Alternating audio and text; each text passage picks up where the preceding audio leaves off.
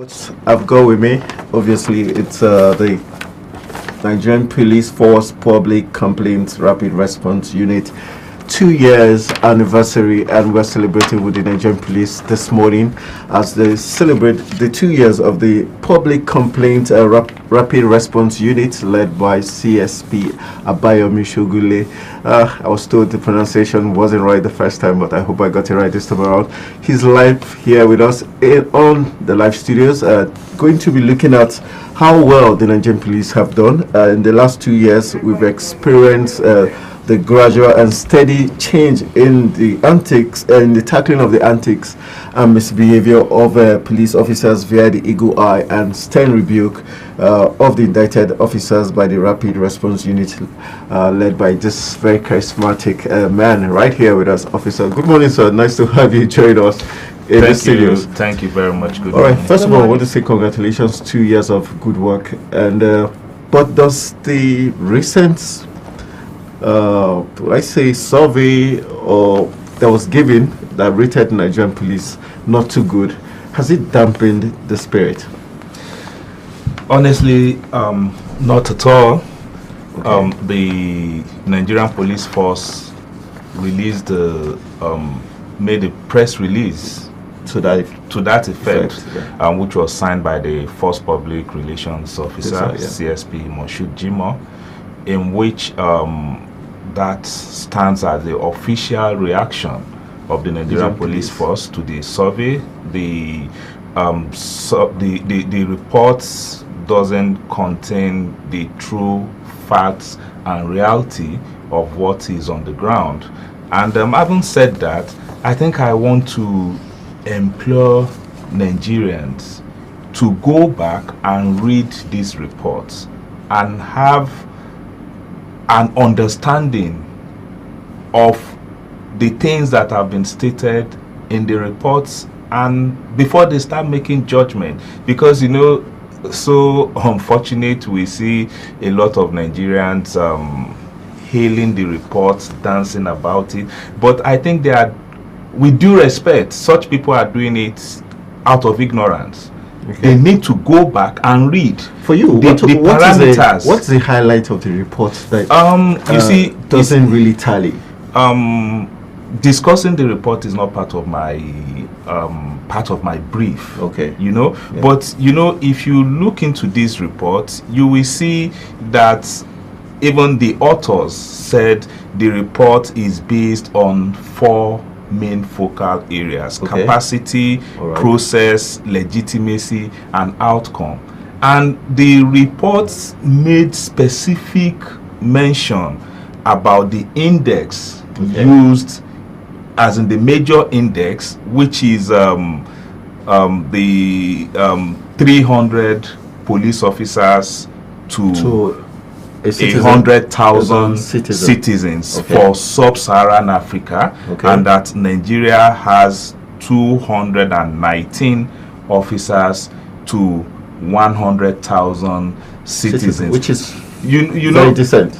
No, what they are saying is that 219 officers per 100 okay. citizens we have in Nigeria fall short of the 300 officers to 100,000 citizens benchmark for sub-Saharan Africa. Yeah. You see, the Inspector General of Police, IGP Ibrahim Idris, has made a case for the police force more recruitment to recruit more. Just recently, Mr. President Muhammadu Buhari approved for 10,000, which we've started turning out from the training school. Police did not carry out any recruitment for like 5 years before the President Buhari gave the approval for the 10,000. So that's what I'm saying. I think those hailing the reports, which is out of ignorance, should go back and read and understand and take a look at it with the present day realities before they start jumping about that. Look, you said the Nigerian police force is the worst, but people are still going to their offices this morning to work.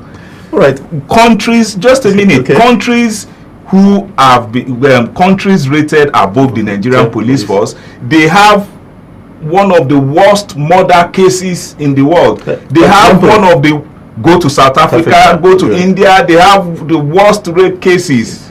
Very true. You know, and how many people are being killed in Nigeria? How many people, how many female are being raped in Nigeria compared to those countries? You know, so I just want people to go back and read it. All right, you compare it with the present day reality. If you look at the indices in terms of capacity, obviously the survey falls short. It means they're not right as regards how they rated Nigerian police in terms of capacity. But if you talk about 219 to us 300, not that bad, very decent. Let's look at the other indices which you also mentioned. How would you look at the legitimacy? Do you think they have a point in that aspect also? Because if you look at it, Nigerian police is very legitimate, so obviously they don't have a point in that. You are trying to draw me into discussing this. No, as a senior police officer, don't worry. I think I'll try and answer your question before we go into the issue of PCRRU. Okay, you see, when we talk about legitimacy, you see there is a lot of false report going about the Nigerian police force. Unfortunately, by the same Nigerian citizens. Can we use the NBC as a case study, Nigerian Bureau of Statistics, that rated the Nigerian police and the judiciary as the top in terms of corruption indices? That's part of the issue of legitimacy. Parading fake news. Statistics, parading fake statistics. You know, statistics that cannot be, that you can't justify. If you are talking about, you know, the simple question I will ask, I can't remember the exact figure quoted in the NBC report. I think something billion naira.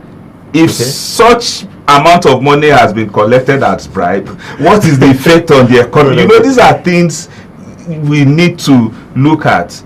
You know, but the thing is, the more you continue to give fake news, fake data about your country and about organizations in your country, these are the same figures that the international community will use to judge your country.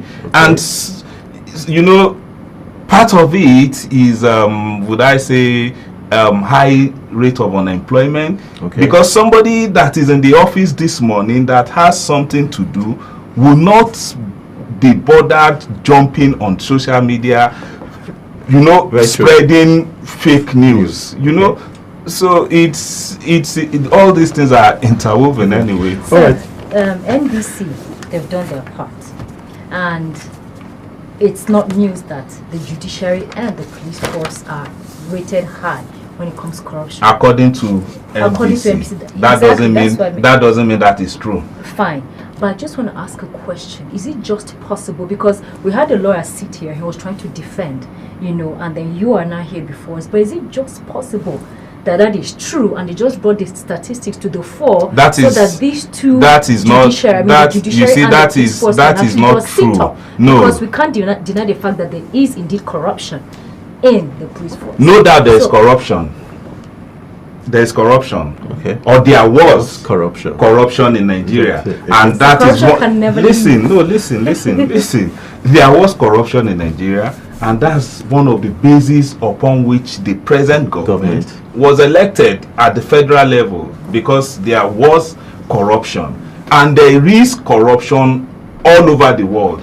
The only thing you can do is to minimize corruption. In the United States of America, there is corruption. In the United Kingdom, there is corruption involving high-level government officials. It's everywhere. The only thing you can do is to minimize it. Now, the question I have for NBC is, what is the percentage, or how many Nigerians have interaction with judges? How many Nigerians have real interactions with police officers on a daily basis? You know, how many Nigerians have interaction with doctors in medical hospitals for you to now say those are the highest number of as in they are the most corrupt agencies? Look at professions where close to half of Nigerians have interactions with on a daily basis. How did they go about it? You know, so Right, let's just shift gear to the main discourse now, which has to do with the Public Complaints Rapid Response Unit. You're 2 years today, and I want to say congratulations for the good work you've done so far. We've got a lot of cases coming up, and personally, I have contacted you and have seen you reacted and investigations done and feedback gotten. One of the cases being the Joy Odama case, which the Nigerian police was involved with. Some officials indicted, and I know that you played some role in ensuring that the case was looked into further and getting some feedback. Okay, for you, what has been the most challenging cases of 2017 that the Public Complaint Rapid Response Unit has dealt with in 2017, and probably your overall view for starters? Well, let's say the most challenging. You know, almost all the cases we've received presented its own unique challenge or challenges. Okay. You know, and overall, I would just say one of the most challenging thing anyone will do is to be in charge of a unit saddled with the responsibility of cleansing the same organization you belong to. Wow. You know, because you're going to make a lot of enemies. Exactly. And you see, that's why in most cases, once we deal with a case, okay, we present the case in its raw form, okay, as reported by the complainant, okay, so that even members of the public and the family members and friends of the indicted officer will see that, oh, Officer A, what you have done is not acceptable. okay. So that it won't be that, oh, it is ACP Shogunle or Witch hunting. PCRRU that is witch hunting so person. Considering the fact that I will definitely leave the PCRRU and go back into the mainstream of policing. Okay. You know, so, but honestly, even with that, we in PCRRU, we just see that we are doing our job and somebody must do the job. All right, we see you have lots of statistics. Can you put us through the statistics you've got in terms of the total registered complaints you have gotten so far in 2017 and the number of resolved cases that you've also got?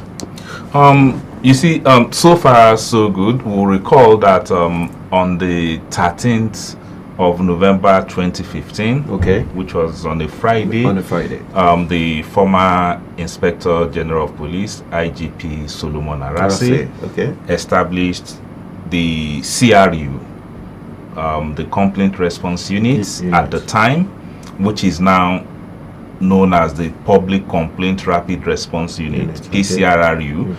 The renaming was due to the fact that the current Inspector General of Police, Ibrahim Idris, gave more responsibilities to the unit, which has to include taking cases not only against police officers but also against civil servants from different public entities, both at the federal, state and the local government level. So that's why we are now saying the public and the rapid, because the rapid means we are now having more collaboration with, for instance, the X Squad and the IGP monitoring units as well.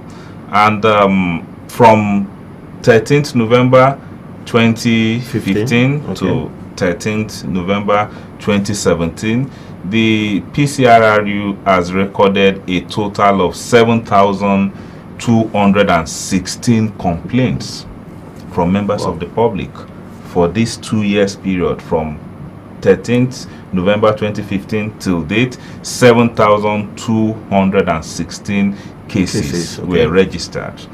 And out of these, we've been able to resolve 5,927 cases. And we have 560 false complaints. 560 false complaints. So no, we did investigation. You know, we have a process. Once the case comes in, we immediately do 3 things: to verify the complaint, then also to investigate the complaint and give a feedback. So every complaint that comes in, or all the complaints that have been registered from across the country, they have all been investigated. Some of this investigation just takes hours, some of the investigation takes just 1 or 2 days, and some of the investigations have taken like upward of 2-3 weeks. Yes. So for those that bring in false complaints, what is their motive? Just to usurp the police force? You see part of the thing I was saying, unemployment is part of it. Because we've seen people, somebody who is in Abuja will type that he's witnessing police extortion along Lagos-Ibadan Expressway. Thank God to technology. You do a forensic analysis of the device he's using, you see that he's transmitting from Abuja. So how will somebody transmitting from Abuja say he's seeing police extorting money along Lagos-Ibadan Express Road, whereas you are in Abuja? In this era of technology, there is no way you can lie about your activities, your location, when you are using devices, you know. So that's part of it. And then some of these complaints again that are false, we also discovered that some people, you know, they made what I will call preemptive reporting. They are going to a police station by 12 p.m. By 10 a.m., they will send a complaint that this is what is happening. You know, maybe because of what they have heard from friends or what they have read, they just want to create that this is what will happen when I go there. Negative. So they make the report, but by the time you look into it, you will see that he has not even arrived at the police station. You know, but even that too has kept some police officers on their toes, because immediately we contact the police in such station and they will tell us, no, this person is not here. Then the next thing, after like 30 minutes, oh, he has just gotten here. You know, so different things. All right, from the statistics, we also see 1,820 cases of officers requesting monies for bail. Why is this bail issue really very problematic, and what can be done? And how did you come about this 1,820 cases? You see, which region, if you don't mind? Sorry? And which region did most of this reports come from? Okay. You see, the issue of bail, requesting money for bail has been a problem even before I joined the police 25 years ago. You know, it's been a problem, and part of the things we want to do in PCRRU is to put a stop to this, because normally bail is free. But even before I joined the police, some police officers have been collecting money for bail, which we want to put a stop to, which we have, I want to believe we have achieved a lot regarding this. And what are the reasons probably responsible for this? You know, a lot of reasons are responsible, but notwithstanding, there is no justification. Corruption is corruption. There is no justification for corruption. And if you look at the numbers of officers dismissed, 10 officers were dismissed in 2017. Within those 2 years. You know, we normally do quarterly reports. We just released the third quarter for 2017, I think last week or so. Okay. So we have one more quarter report for this year, which will cover October, November, December, and hopefully January 2018, God willing, we'll release that. Okay. You know, so we normally put details of every cases, but you know, these 10 officers dismissed is for the whole 2 years. Yes, okay. And all, I think about 7 of the officers dismissed yeah. has to do with requesting money for bail. Okay. They collected bail money which they shouldn't have collected, and that's why the PCRRU, upon the approval of the IGP Ibrahim Idris, we've created a big poster which we have placed in all police stations in Nigeria that says bail is free. If anybody tells you to bring money for bail, report to PCRRU, which is available 24/7. Is there a number on the okay. There is just as we have on this. We have phone numbers to call.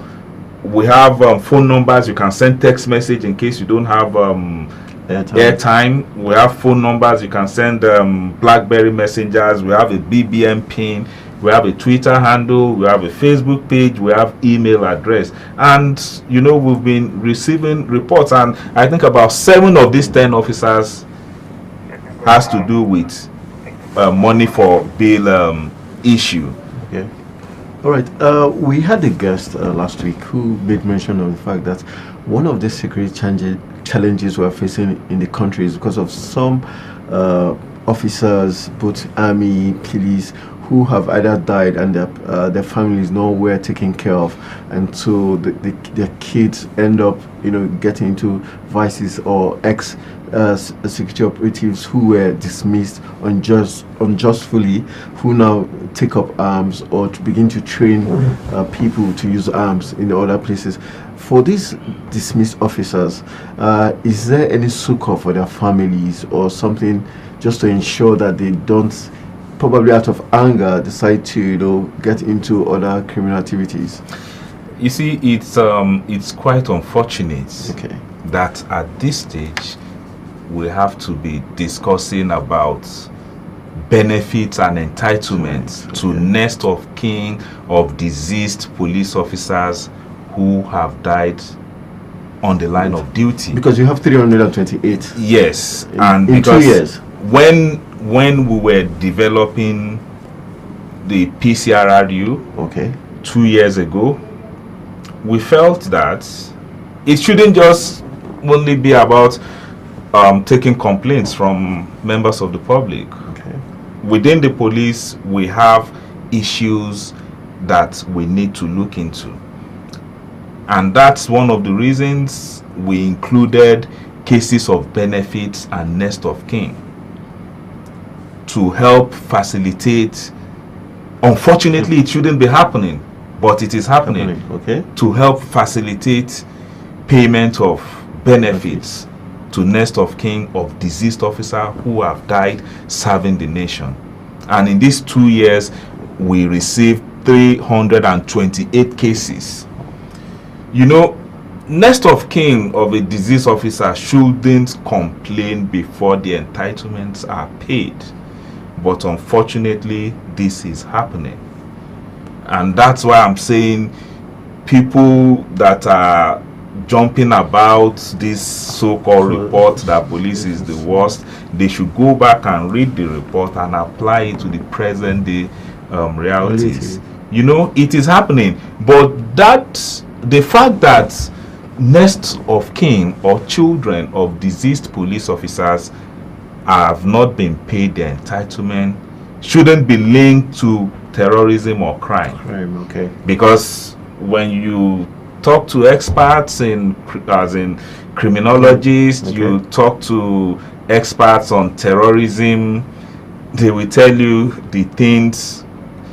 part of the things they believe are responsible for such in the society. And if you take a look at it, you will even see children of well-to-do people, the richest people in the society. Involved in crimes. The underwear bomber in the airplane in US is not a child of a deceased police officer. You know, all those trying to go to Yemen and Syria, yes, to join ISIS. We have seen their names. These are children of rich people in the society, you know, so I wouldn't agree to that. Okay. That is responsible. For these 328 cases, what is their fate so far? Have they been reached out to by the Nigerian police force? What is the current Of course, some of them we've facilitated the payment of the benefits, and in some cases the delay was probably caused by the deceased officer who did not feel the appropriate. There's what we call Gen 60.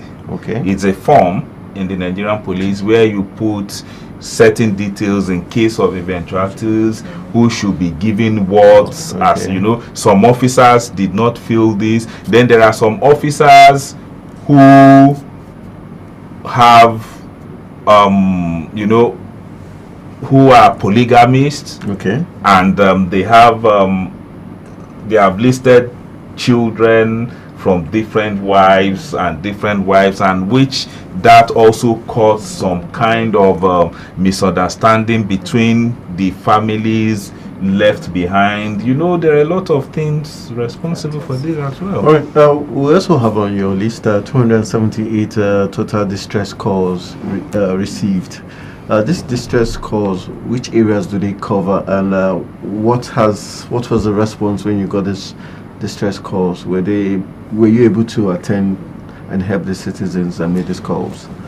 Yes. You know, ordinarily PCRR shouldn't be taking distress calls, you know, but while developing and designing the operations of the unit, we also consider the fact that there is no functional national emergency line in Nigeria as at then and even up to now. Wow. Yes. Why is it difficult when we have a lot of telecommunications companies, and we see you on Twitter and you have other you see at a point the Nigerian police force wrote to NCC.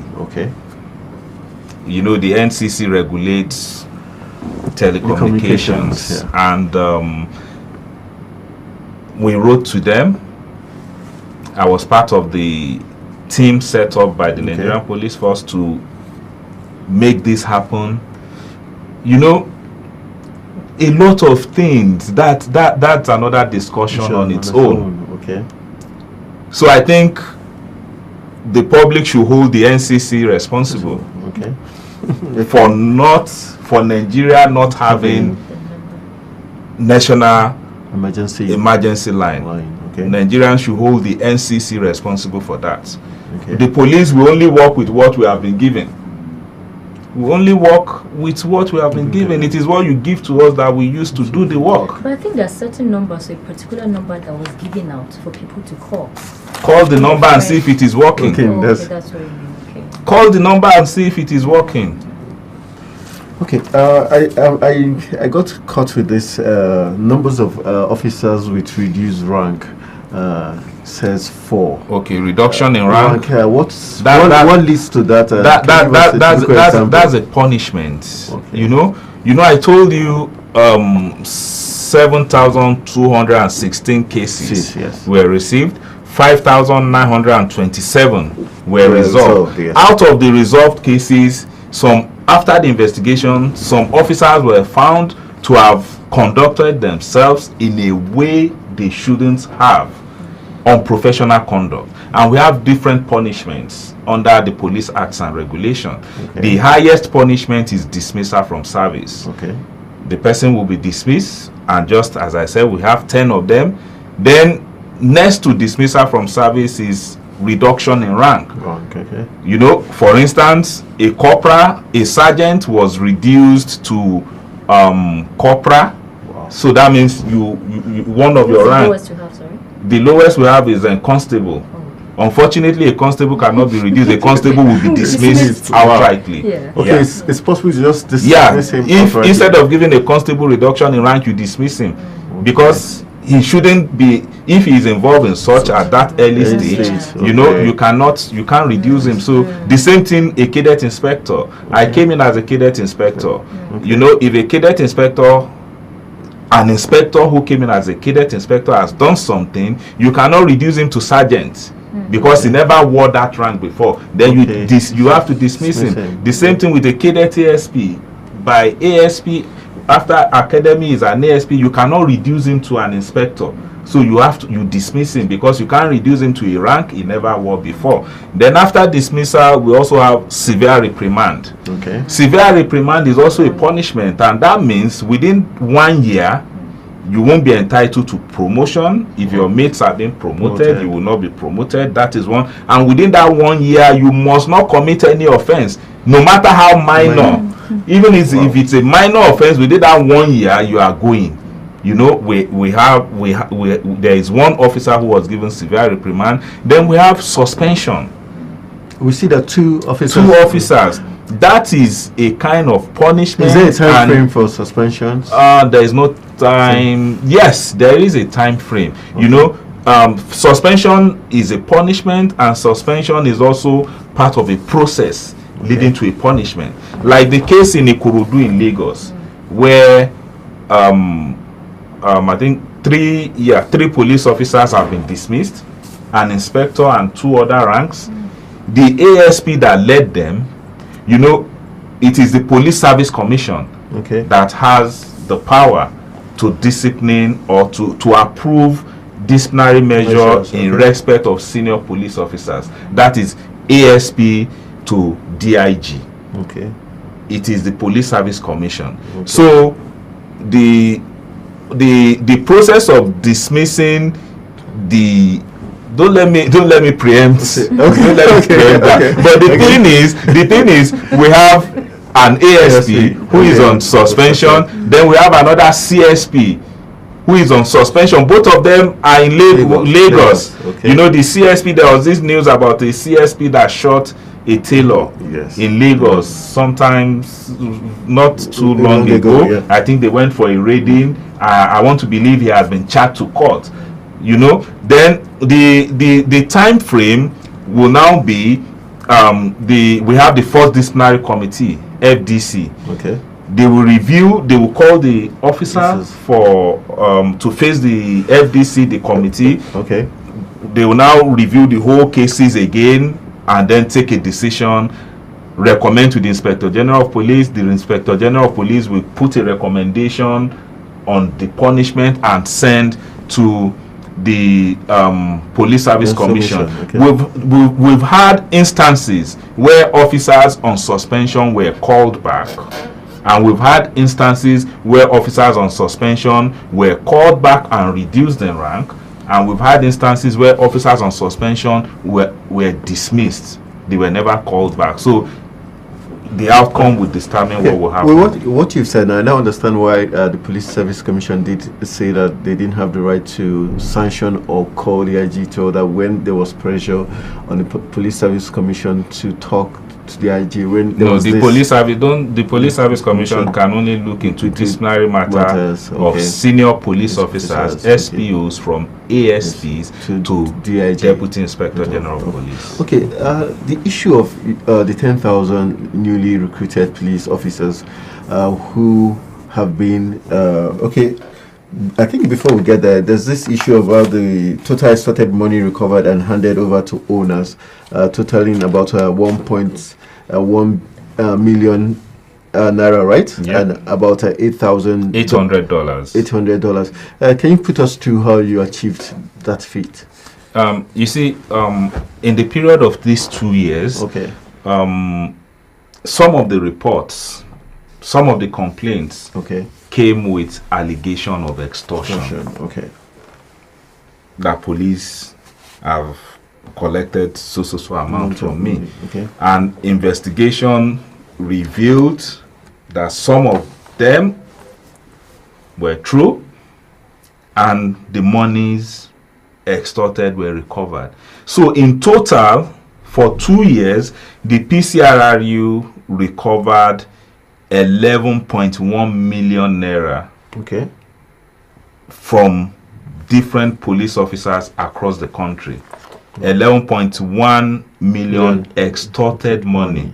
I think the highest was the 2 point something million involving an assistant commissioner of police, who was given severe reprimand. Okay. Then I think the lowest should be, I think, 2,000 naira also. But all this money put together, 11.1 million. Okay. And which we have given back to the various owners.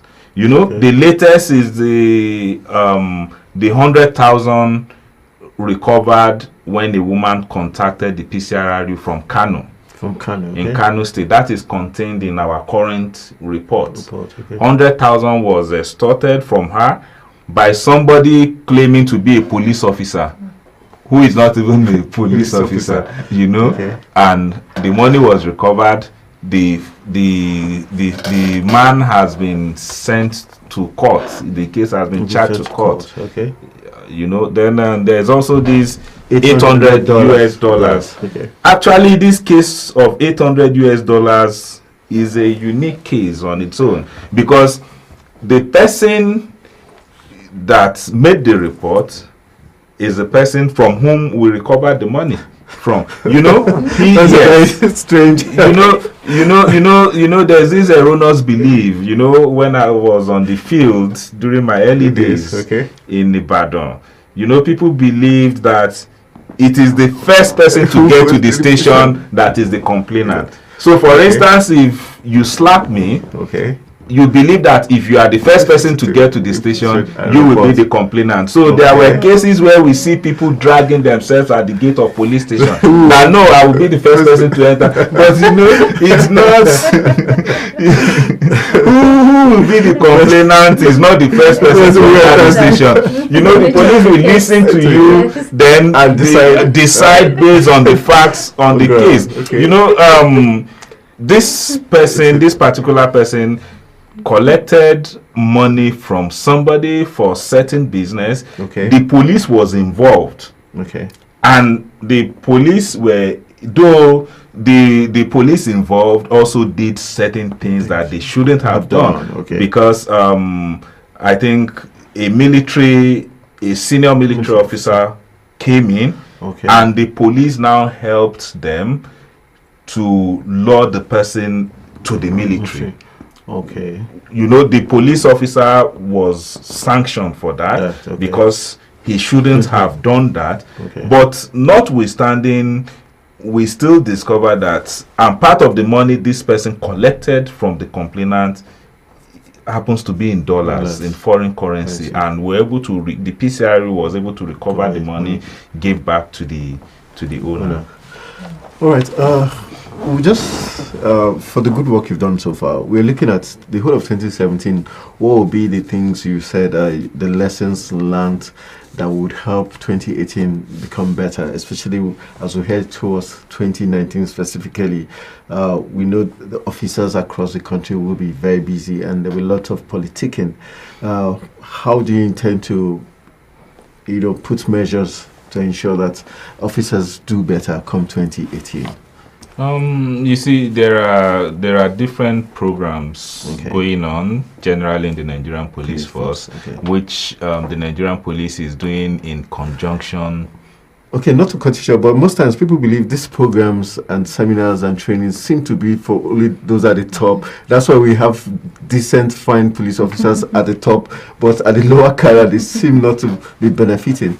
No, I think in some cases, the program starts from the force headquarters. And or maybe the reason why people see most of what is happening in the force headquarters the most, maybe, it has to do with publicity.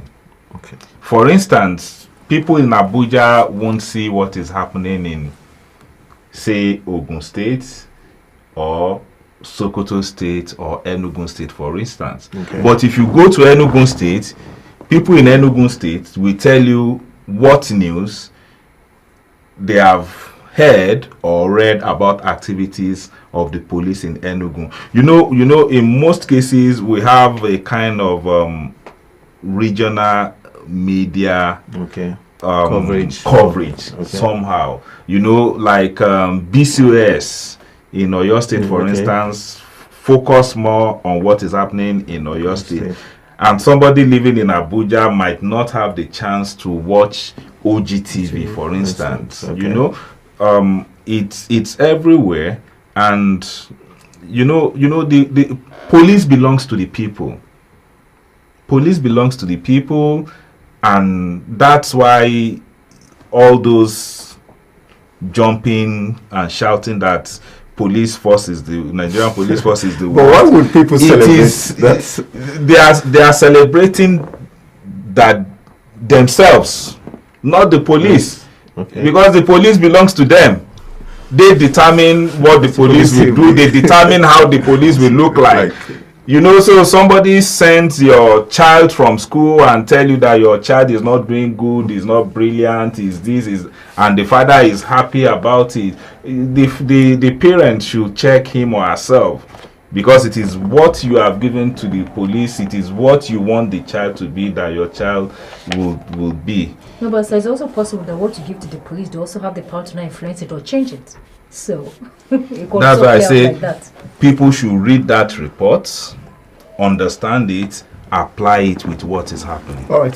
Finally, before we let you go, can you probably give us some tips during this chilly tide season that people should be careful about? Because we did get some security alerts, like saying recently we noticed that these criminals, what they do, they hit your car on purpose so that you stop, calm down, and they now rob you. So what other tips would you be giving to the public as we head towards this December period, so they will be a little bit cautious? And for the Nigerian police force, do you have any measures already being implemented to safeguard lives during this Yuletide season? It's been a practice in the Nigerian police force that during festive periods we have what we call operational orders. All right. We take cognizance of peculiarities in a particular area and how to get it sorted out. And which we have all over the command.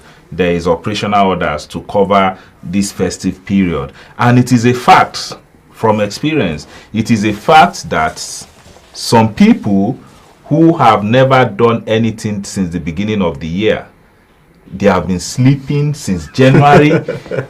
December is coming, they want to ride a car and they want to build a house in their village and they want to take a car to their village, and they have not done any job since January 1st this year. And in most cases, what do such people do? They go into crime. You know, we also have seasonal criminals. Okay. Some people, because of there is usually increase in economic activities towards the end of the year. So what I would advise, first of all, make use of the cashless policy of the central bank. Try as much as possible not to go about with cash. If you are buying anything, use the POS. Some outlets, they have POS, and there is mobile banking now. You don't even have to have a lot of money. We're still talking with the CSP Abayomi. ACP. The last time I was here, I was a CSP. I'm an assistant police. Sorry, trying to take him back to where he had risen to. ASP Abayomi. ACP. Or just simply say Abayomi Shogunle. ACP Abayomi Shogunle is still in the live studios with us and giving us, right now we're towards the tail end, and he's giving us very key security tips on how to prevent any funny issues during this Yuletide season. And he has started with the carrying of heavy monies around. He's saying use the use POS or use the mobile banking. Okay. Don't go about with cash when you okay. want to buy things. Even you are buying something of 1,000, 100,000, 500,000, don't go with cash. It is a fact that we have insiders in the bank, in the banks, that give information to criminals that so person in red shirt has withdrawn 1 million. It's a fact. We have recorded cases from across the country. So all you need to do is, you don't need to go to bank to go and withdraw cash. Make use of the mobile banking. All you just need is text message and your account number and the account number of the person and the name. That you prevent yourself from being a victim of crime. Then for those that will be traveling, make sure you inform your neighbors. If possible, try as much as possible to leave at least one person back at home.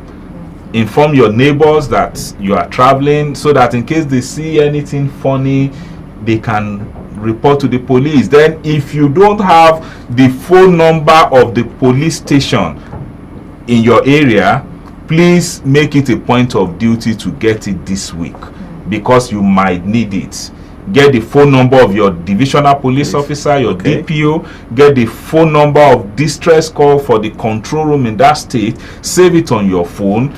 Give all members of your family. You might just need it. And once you see anything suspicious, please make sure you inform the police. Then also avoid discussing contracts you have just gotten, the jobs. You know, it's so common. You go to gatherings and you see somebody, you know, maybe some people believe they are trying to show that they are to show up that they are big. Oh, that contract of so I just got it, they will give me the money, I'm waiting for the from there. People trail, criminals trail their victims to the house, to the homes where they attack them. You know, the most important thing, just be vigilant, and once you see anything unusual, report to the police. Then this is for the ladies. When you are driving, please try as much as possible, don't put your handbags, your phones on the empty seat beside you, or the empty seat at the back of you. Put it underneath, as in on the floor of the car. Then for everyone, try as much as possible to double lock your car while in traffic, and so on. We just pay attentive to what is happening, and that we can reduce number of crimes that we're going to record during this season. All right, thank you very much. We've been talking with ACP Abaya Mishoguri. Don't mind me. This acronym is trying to play games with me this morning, but I want to say thank you very much, and I want to say congratulations to the Nigerian Police Force Public Complaints Rapid Response Unit for the awesome job they've done in 2 years, from November 2015 till this year, talking about November 13, 2017. They've done an amazing job, receiving 7,216 complaints from the public and resolving massive 5,927 job done. That's really amazing. That tells you that the survey which we had over the weekend, truly not good enough, doesn't tell well of how good the Nigerian police has been over time. I want to say big congratulations, sir, for the good work you're doing, and hoping that 2018 will be better. All right, we'll be calling, this is how we call it, a wrap on the discourse, and we'll be going for a quick break. When we come back, we'll be wrapping up Africa's finest breakfast show, New Day.